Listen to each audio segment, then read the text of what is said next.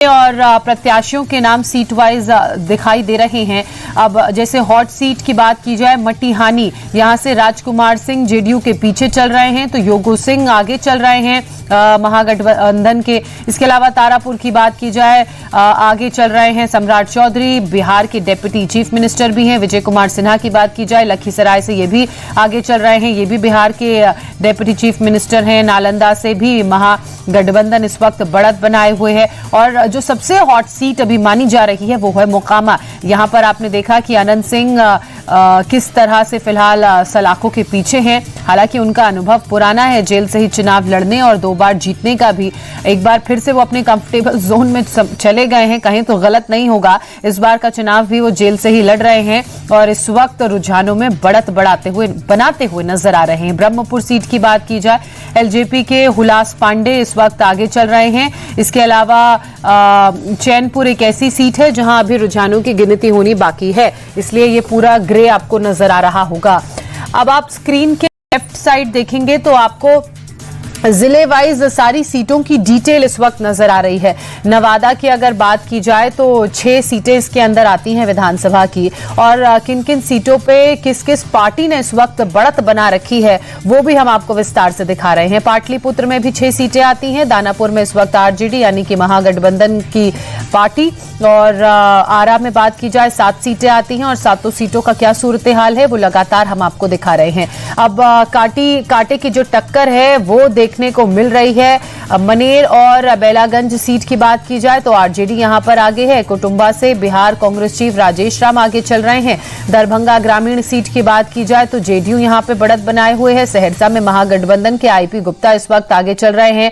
IP Gupta वही हैं जो अपनी नई पार्टी के साथ महागठबंधन में जुड़े थे और चुनावों के प्रचार के दौरान हेलीकॉप्टर की एक तस्वीर वायरल हुई थी तेजस्वी यादव की, उसमें भी आईपी गुप्ता बैठे हुए थे और वो तस्वीर के मायने इस लिहाज से भी खास थे कि कैसे जो सोशल इंजीनियरिंग टिकट बंटवारों और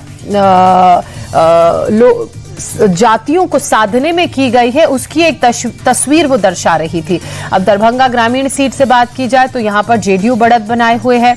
जैसा कि मैंने आपको आईपी गुप्ता के बारे में बताया, सहरसा सीट से चुनाव लड़ रहे हैं और यहां पर बढ़त बनाए हुए हैं।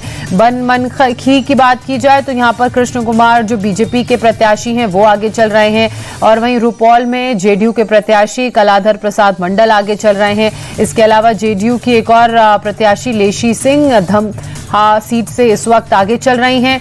एक सीट और है बेतिया, यहां पर बीजेपी की रेणु देवी बढ़त बनाए हुए हैं और रुझानों में इस वक्त आगे नजर आ रही हैं। वहीं सुगौली सीट की बात की जाए, बबलू गुप्ता एलजेपी के प्रत्याशी हैं, वो इस वक्त चुनावी मैदान में बढ़त बनाए हुए हैं, आगे चल रहे हैं। मोतिहारी में प्रमोद कुमार बीजेपी पार्टी के प्रत्याशी हैं, आगे चल रहे हैं। वहीं जोकीहाट की बात की जाए तो जनसुराज के सरफराज आलम यहां से आगे चल रहे हैं। जनसुराज पार्टी पहली बार बिहार के चुनावों में उतर रही है, और अगर आपको प्रचार का वक्त याद होगा तो ये एक ऐसी इकलौती पार्टी थी जिसने सबसे पहले लगभग 1.5 साल पहले बिहार चुनाव की प्रचार की शुरुआत कर दी थी। और हमने देखा कि प्रशांत किशोर कैसे जगह जगह जाकर लोगों से मुलाकात कर रहे हैं, लोगों के बीच जा रहे हैं। हालांकि बड़ी सारी बातें हुई, प्रशांत किशोर का बिहार के चुनावी मैदान में उतरना इस दृष्टि से भी देखा जा रहा था।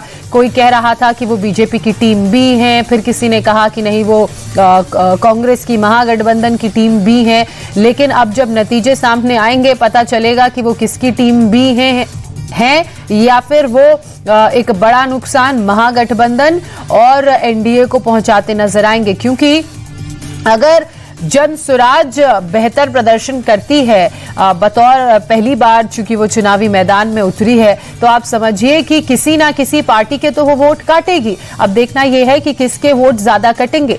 हालांकि जब प्रशांत किशोर चुनावी मैदान में गए, लोगों से उन्होंने संवाद किया, तो उनके संवाद में एक बात जो सबसे खास थी वो ये कि आप मुझे विकल्प के रूप में, आप मेरी पार्टी को एक नए विकल्प के रूप में चुन सकते हैं। अगर आप एनडीए और महागठबंधन दोनों से आपका मन भर गया है तो आप मेरी पार्टी को एक विकल्प के रूप में चुनिएगा जो बिहार के विकास के लिए काम करेगी। अब देखना यह है कि कितना मजबूत विकल्प इन्हें बिहार में समझा जाएगा या देखा जा रहा है, वो सब कुछ चुनावी नतीजों के बाद साफ हो जाएगा।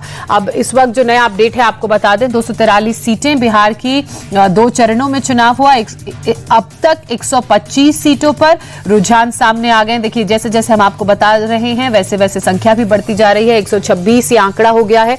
243 में से 126 सीटों पर रुझान सामने आ गए हैं। बीजेपी की खासकर एनडीए गठबंधन की बात की जाए तो इस वक्त 78 सीटों पर काउंटिंग इनकी जारी है और 6 सीटों पर बढ़त बनाए हुए हैं रुझानों में। कांग्रेस 45 सीटों पर गिनती चल रही है, 9 सीटों से नीचे चल रही है, यानी कि बढ़त 9 सीटों में नहीं है। हालांकि 4 सीटों पर जनसुराज इस वक्त बढ़त बनाए हुए है और इनकी 4 सीटों पर काउंटिंग भी रुझानों की इस वक्त जारी है।